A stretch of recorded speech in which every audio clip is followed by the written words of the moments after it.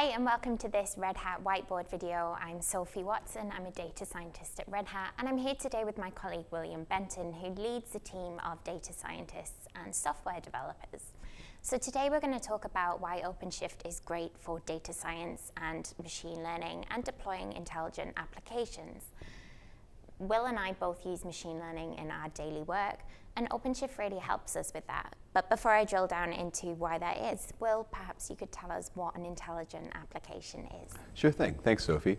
So an intelligent application is just an application that uses machine learning and collects data to provide essential functionality.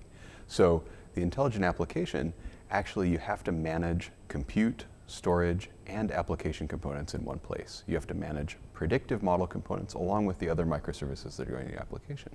And this also means that you have to run the software development workflow in parallel with the machine learning workflow. Now, Sophie, you're an expert on the machine learning workflow. How do you see it? Well, when I start, the first problem I have to do is define what success will look like and whether or not we are going to be able to solve our business problem with machine learning. So there I'm codifying metrics.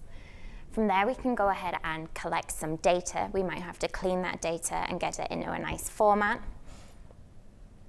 The next stage is feature engineering. So when we're doing feature engineering, we're transforming that data into a vector that a machine learning model can understand.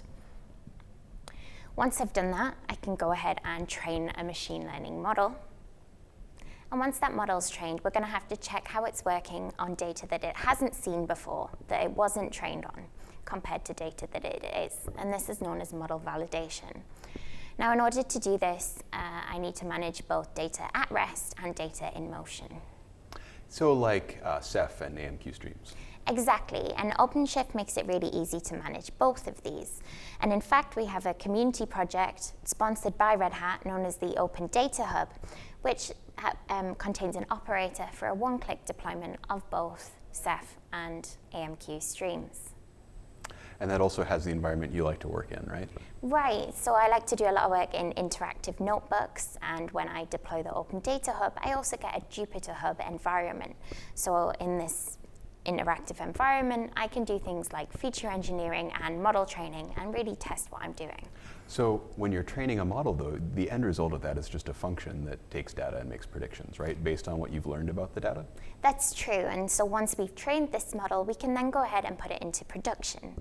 Now, for a data scientist, that step from training a model and getting that model to putting it into production can be quite large. So Will, how does OpenShift help us with that? Well, great. So like you said, Sophie, the feature engineering part of our workflow is going to be done in a notebook, and the model training part is going to be done in a notebook as well. Now, these notebooks that we like to work in as data scientists are really communication tools, right? They're documents. They have prose, they have images, they have code.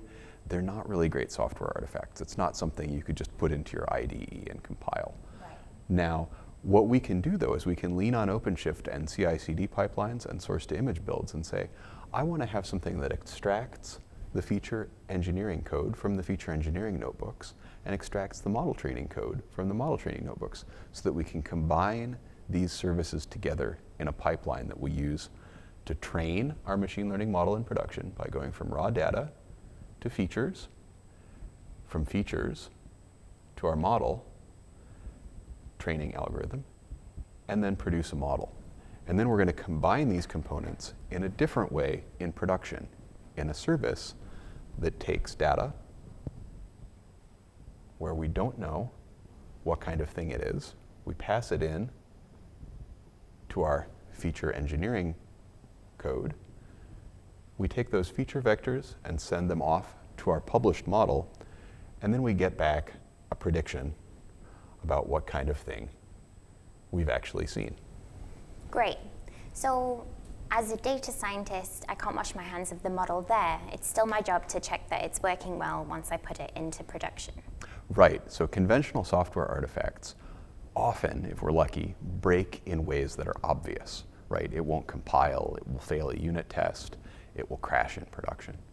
Predictive models, though, are just functions that give you answers. And when they fail, they'll keep giving you answers. They'll just be wrong like more often than you expect, right? Yeah. So with OpenShift, I have access to Prometheus and Grafana, so I can use Prometheus to track metrics from the model and Grafana to visualize those metrics. So you can see where they go wrong by comparing the behavior of the model now to the behavior of the model maybe a week ago. So as you've seen, OpenShift supports both the development cycle of the machine learning workflow and the production parts of the machine learning workflow, just like it does for software development. If you're interested in learning more about AI and machine learning on OpenShift, contact your Red Hat account executive or visit redhat.com/services.